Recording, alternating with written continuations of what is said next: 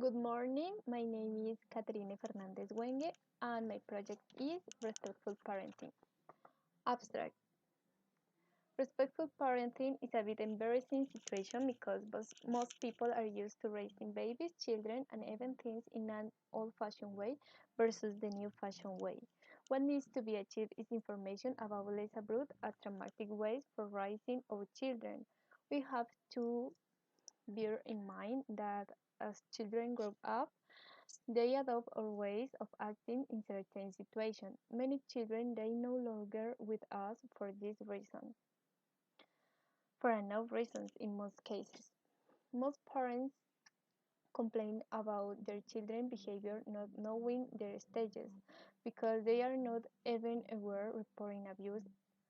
In Colombia, around 95% of infants recognizing psychological, physical, and emotional abuse. And I dedicate this project to my son Nicolas Fernández, mainly who has been the inspiration to write about this topic, although it has been difficult for both me and my family because they have the ones who have helped me take care of my baby, brothers, sisters, and most importantly, to my mother, who is the one who has had the most patience in this process. A thousand thanks to all of you for helping me take this new step for my future. I love you. Acknowledgements to the following teachers and coordinator. Harold Perez, who was the one who picked us up together with my friend Andres. He was a very didactic, patient, and strict teacher who gave us incredible praises, but it was so that we did not take this as again and made us some people more responsible and more than that he became our friend. The teacher Luisa Bonilla, who taught us in other ways. I loved singing with her. She is a very funny person and knows who to teach you without boring you. To Professor Henry Carreno, who has who was has given everything so that our projects are on top and above all and actually makes you learn. Not only teachers by teaching, but also makes you a perfectionist and not a mediocre person. And now, if more than anything, to the coordinator, Lucero, who had me a lot of patience with the payments, and that he knew that what I want to study. She gave me all kinds of opportunities to make it happen. Thank you very much. Chapter 1 Introduction. This theme is designed for parents, pregnant women, and people who want to be parents in Popayan. It is created to be able to have healthier children through parenting. This will have images, including to give much more detailed information for each part. This project is going to create all kinds positive information for child's life until advance because we can do a process where the information can be given in more personal groups or live meetings where children solving their doubt in each status. The thesis of this project is parenting over time has changed. Before there was not so much information about how to raise a child. On the contrary, now the conflict is that today most children are still raised that way. How? With balls and screams, and why it is bad? When you do these types of things, your child gets scared, feels anxiety, stress, they need to flee, and even though it sounds exaggerated to you, learning process is blocked. So what should I do? Be a little more empathetic, patient, firm, and constant. And why are children still raised like this? This is very simple because it is the easiest way to do it, and although it sounds sad, it is true.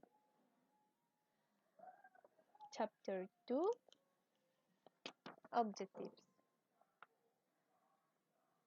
The purpose for this project is to make sure that parenting in Colombia can become an enjoyable and safe responsibility where children have a more creative environment in which they can feel free in their homes and other spaces that are created for them.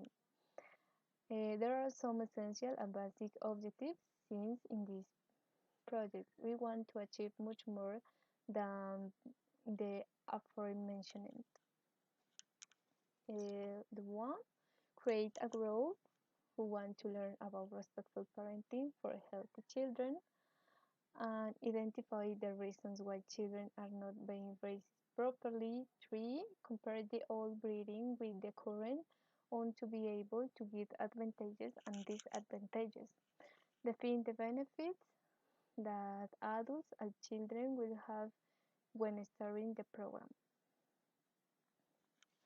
Chapter 3, Parenting in Colombia.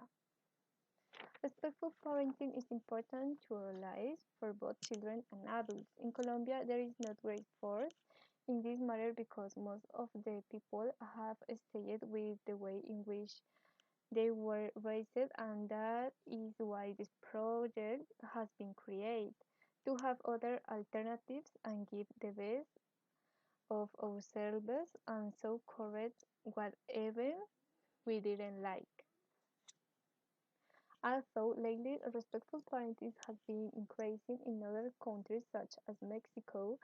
We realize that it's possible for people to change their perspectives and that there is the will of people to have their children well.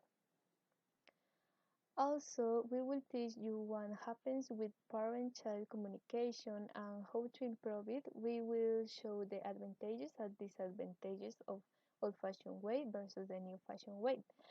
Now we're going to see the ways in which we can help our children with respect to their emotions and their ways of acting, and we will explain why these behaviors and how to carry them out without despair.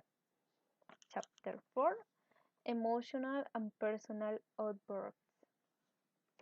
In children begin from the first to third year on life or childhood.